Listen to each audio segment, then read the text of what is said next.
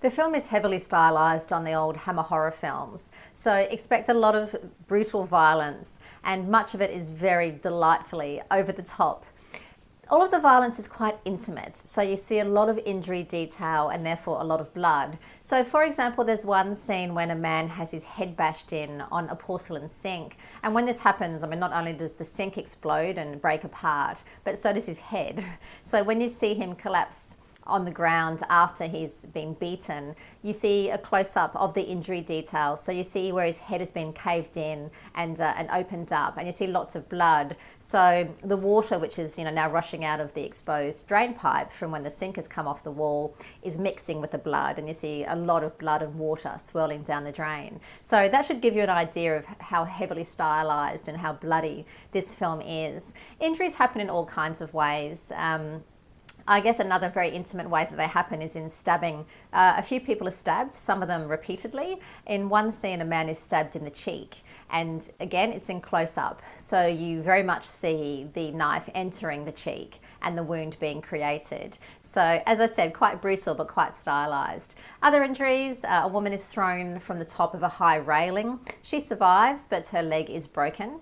And there's kind of, it's a sort of suggestions of violence. The violence happens in other ways. It's directed towards animals, for example. So an animal has its neck broken. This happens off screen, but you hear the yelp and the actual sound of the neck snapping, so you know this has happened. And again, the metaphor of death. So there's moths throughout this house, this Crimson Peak house, and you see a butterfly being eaten by insects and that sort of thing.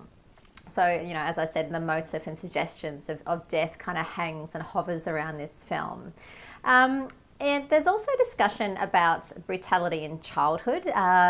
Two people suffered quite a brutal childhood, and even though you don't actually see anything happen to them, it's all recalled, they do reveal the details, some of the details of what happened to them and how this has then affected them. One in particular, how it's affected them mentally, and some of their almost, indeed, sociopathic and psychopathic behaviour, which has resulted out of this disturbed and troubled childhood.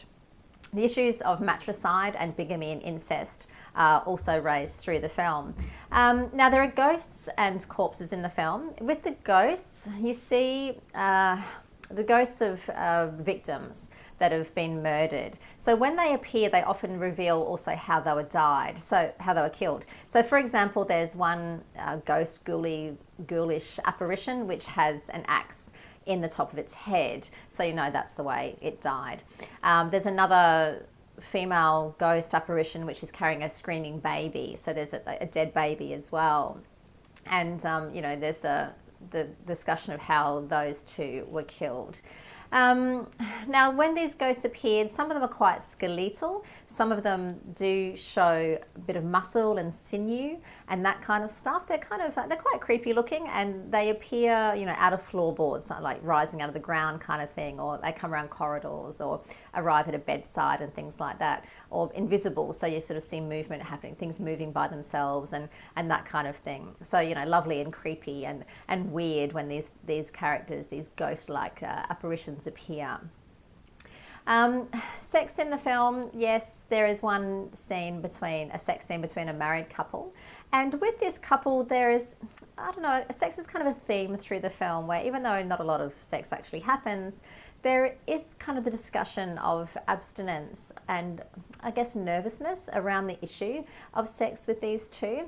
And there's also incest. Incest happens between siblings. You see a woman with her hand down her brother's pants, and then the discussion which follows after this incident does confirm that they are in a sexual relationship. In terms of alcohol and drug use, a woman is poisoned in the film, and poisoning is also discussed elsewhere in the film. A woman is sedated after she is injured. And you see vials of white powder in the film. You don't actually know what they are, but they're just in the background of one shot. Swearing, there's a little bit of swearing, just a handful of F words and S words. The word bloody is used in the profane sense, and damn is used once. Stay around for the end credits of this film. A little way into the end credits, you get the payoff of this film, and the whole film is wrapped up nicely and neatly as a lovely conclusion. Crimson Peak is directed by Guillermo del Toro and stars Mia Wasikowska, Jessica Chastain and Tom Hiddleston. And you can read my full breakdown of Crimson Peak at cinemum.net.